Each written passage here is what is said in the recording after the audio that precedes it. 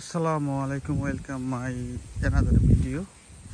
তো সারা দেশে রেমালের তাণ্ডবে আজকে আমাদের রংপুর জেলায় এই অবস্থা দেখতে পাচ্ছেন। আকাশ মেঘলা সেই রাত থেকে, কিন্তু বৃষ্টি এখনো হয় নাই, মেঘ একদম মেঘলা।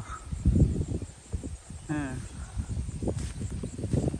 তো রেমাল এর তাণ্ডব হয়তো বরিশাল বিভাগে 16 জেলায় আসলে অনেক ক্ষয়ক্ষতি হয়েছে দেখলাম। তো আমাদের রংপুর জেলাতে এখনো বৃষ্টি হয়নি, তবে বৃষ্টি হওয়ার আশঙ্কা বেশি হয়, 95%। এখন পর্যন্ত বৃষ্টি হয় নাই। আর আমি তো কালকে আমার পাট খেতে সার দিছি, দেখি কি হয়। এখন সার দিলাম, একটু বৃষ্টির দরকার।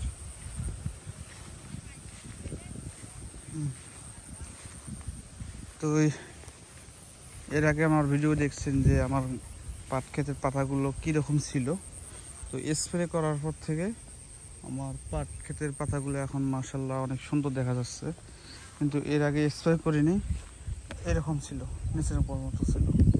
স্প্রে করার পর মনে করেন পাটগুলো অনেক সুন্দর হয়েছে।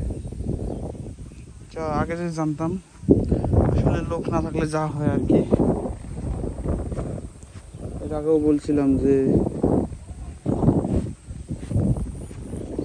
যে নিজেরটা নিজেই করাই ভালো। তো একটু মানে সাদা টাইপের দেখা যায়, এই জন্য কালকে ইউরিয়া সার দিয়েছিলাম। এই পাশের ক্ষেতটা দেখুন কীরকম কালা, আর আমারটা একটু মানে সাদা হয়ে গেছে। তো এই জন্য একটু চাইলাম যে একটু সার দিই। তবে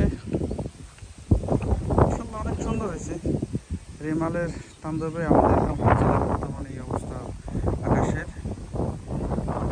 দেখতে পাচ্ছেন কি সুন্দর বাতাসে দোলনা খাইতেছে পাট ক্ষেত।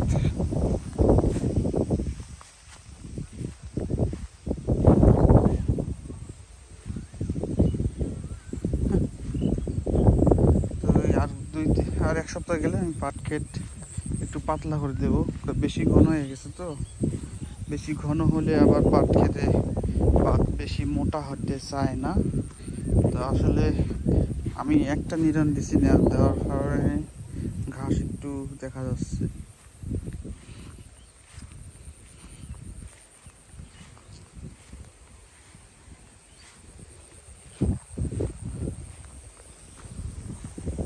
তো রেমাল বর্তমান রংপুর জেলায় অবস্থা করতেছে, দেখতেই পারতেছেন।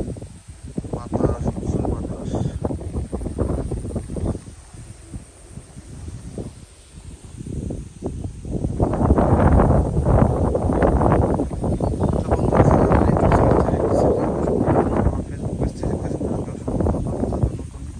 অবশ্যই আমার ফেসবুক পেজটি ফলো করবেন এবং সাবস্ক্রাইব করবেন এবং সাপোর্ট করবেন। তো বাই বাই, আসসালামু আলাইকুম রহমতুল্লাহি ওয়া বারাকাতুহু।